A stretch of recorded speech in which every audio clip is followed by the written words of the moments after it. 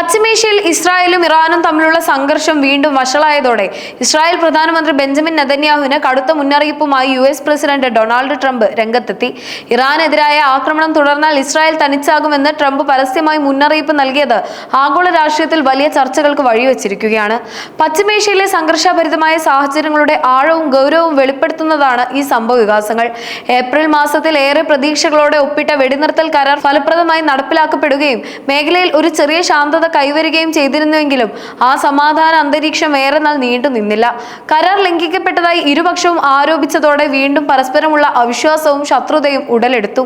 ഈ അസ്ഥിരത മുതലെടുത്ത് ജൂൺ മാസത്തിന്റെ തുടക്കത്തിൽ തന്നെ സംഘർഷം പാരമ്യത്തിലെത്തി. ലെബനൻ കേന്ദ്രീകരിച്ച് ഹിസ്ബുള്ളക്കെതിരെ ഇസ്രായേൽ നടത്തുന്ന സൈനിക നീക്കങ്ങൾ ഇറാനെ പ്രകോപിപ്പിക്കുകയും ഇതിനുള്ള മറുപടിയായി ജൂൺ 7-ന് ഇസ്രായേലിന് നേരെ ഇറാൻ നടത്തിയ മിസൈൽ ആക്രമണം മേഖലയെ യുദ്ധഭീതിയിൽ ആഴ്ത്തുകയും ചെയ്തു. ഈ ആക്രമണം വെറും പ്രതീകാത്മകമായിരുന്നില്ല, മറിച്ച് ഇസ്രായേലിന്റെ പ്രതിരോധ സംവിധാനങ്ങളെ വെല്ലുവിളിക്കുന്നതായിരുന്നു. ഇതേ തുടർന്ന് ജൂൺ 8-ന് ഇസ്രായേൽ അതീവ ശക്തമായി തിരിച്ചടി നൽകി. ഇറാനിലെ തന്ത്രപ്രധാനമായ സൈനിക കേന്ദ്രങ്ങൾ ലക്ഷ്യമിട്ടുകൊണ്ടുള്ള വ്യോമാക്രമണങ്ങളും രാജ്യത്തിന്റെ സാമ്പത്തിക നട്ടെല്ലായ പെട്രോ കെമിക്കൽ ഫാക്ടറികൾക്കും നേരെയുള്ള ബോംബാക്രമണങ്ങളും പശ്ചിമേഷ്യൻ പ്രതിസന്ധിയെ മറ്റൊരു തലത്തിലേക്ക് ഉയർത്തി. ഇതോടെ ഇസ്രായേലും ഇറാനും തമ്മിലുള്ള നേരിട്ടുള്ള ഏറ്റുമുട്ടൽ പൂർണ്ണ തോതിലേക്ക് കടക്കുകയാണോ എന്ന ആശങ്ക അന്താരാഷ്ട്ര സമൂഹത്തിൽ ഉടലെടുക്കുകയുണ്ടായി. ഇസ്രായേലും ഇറാനും തമ്മിലുള്ള സംഘർഷം വഷളാവുകയും മേഖലയാകെ ഒരു മഹാവിപത്തിലേക്കും സർവനാശത്തിലേക്കും നീങ്ങുകയാണെന്ന ഭീതി പടരുകയും ചെയ്ത നിർണായകമായ ഒരു ഘട്ടത്തിലാണ് US പ്രസിഡന്റ് ഡൊണാൾഡ് ട്രംപ് അപ്രതീക്ഷിതമായി ഈ വിഷയത്തിൽ ഇടപെടുന്നത്. ഇസ്രായേലിനെ വലിയൊരു വിനാശത്തിൽ നിന്ന് രക്ഷിക്കാനും പശ്ചിമേഷ്യയിലെ ആസന്നമായ യുദ്ധഭൂമി ഒഴിവാക്കാനുമാണ് താൻ ഈ ഇടപെടൽ നടത്തിയതെന്ന് ട്രംപ് പിന്നീട് മാധ്യമങ്ങളോട് അവകാശപ്പെട്ടു. ബിബി, നീ സൂക്ഷിക്കുന്നത് നല്ലതാണ്, അല്ലെങ്കിൽ താമസിയാതെ നിനക്ക് ഒറ്റയ്ക്ക് നിൽക്കേണ്ടി വരുമെന്ന് നെതന്യാഹുവിനോട് നേരിട്ട് വ്യക്തമാക്കിയതായി ട്രംപ് വെളിപ്പെടുത്തിയത് അന്താരാഷ്ട്ര രാഷ്ട്രീയത്തിൽ വലിയ കോളിളക്കമാണ് സൃഷ്ടിച്ചത്. വളരെ നാടകീയമായ ഈ നീക്കങ്ങൾ നടന്നത് ഇസ്രായേൽ വ്യോമസേന തങ്ങളുടെ ഏറ്റവും വലിയൊരു ആക്രമണത്തിന് തയ്യാറെടുത്ത് യുദ്ധവിമാനങ്ങൾ പറന്നുയർത്തുന്നതിനിടയിലാണെന്ന് പുറത്തുവരുന്ന റിപ്പോർട്ടുകൾ സൂചിപ്പിക്കുന്നു.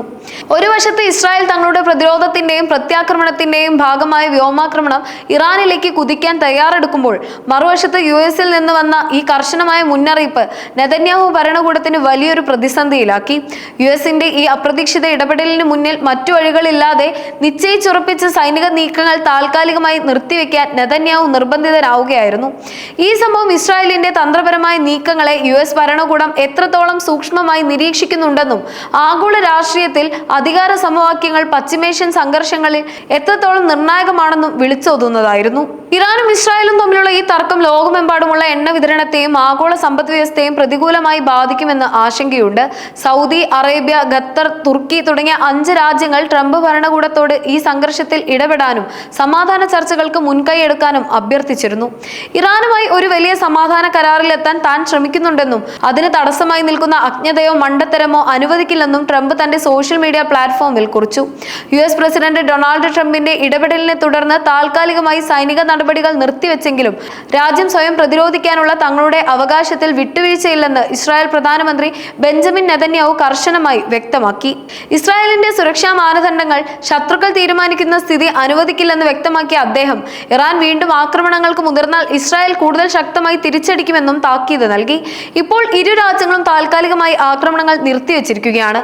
എങ്കിലും ലെബനനിൽ ഹിസ്ബുള്ളക്കെതിരായ നടപടികൾ ഇസ്രായേൽ തുടരുമെന്ന് പ്രതിരോധ മന്ത്രി ഇസ്രായേൽ കാറ്റ്സ് സൂചിപ്പിച്ചിട്ടുണ്ട്. ഇറാൻ ഇതിനെ സസൂക്ഷ്മം നിരീക്ഷിക്കുന്നുണ്ടെന്നും ലെബനനിലെ ആക്രമണം തുടർന്നാൽ തിരിച്ചടി ഉണ്ടാകുമെന്നും മുന്നറിയിപ്പ് നൽകിയിട്ടുണ്ട്. ഒരു വശത്ത് ഇസ്രായേലുമായുള്ള ദശാബ്ദങ്ങൾ നീണ്ട സഖ്യം, മറുവശത്ത് പശ്ചിമേഷ്യൻ സമാധാനം കൊണ്ടുവരാനുള്ള US-ന്റെ താൽപര്യം. ഈ 2 ധ്രുവങ്ങൾക്കിടയിൽ പെട്ടിരിക്കുന്ന നെതന്യാഹുവിന്റെ രാഷ്ട്രീയ ഭാവി വരും ദിവസങ്ങളിൽ നിർണായകമാകും. ഇസ്രായേലിന്റെ തന്ത്രപരമായ നീക്കങ്ങളെ ട്രംപ് എത്രത്തോളം നിയന്ത്രിക്കുമെന്നത് ആഗോള ശ്രദ്ധയാകർഷിക്കുന്ന വിഷയമാണ്.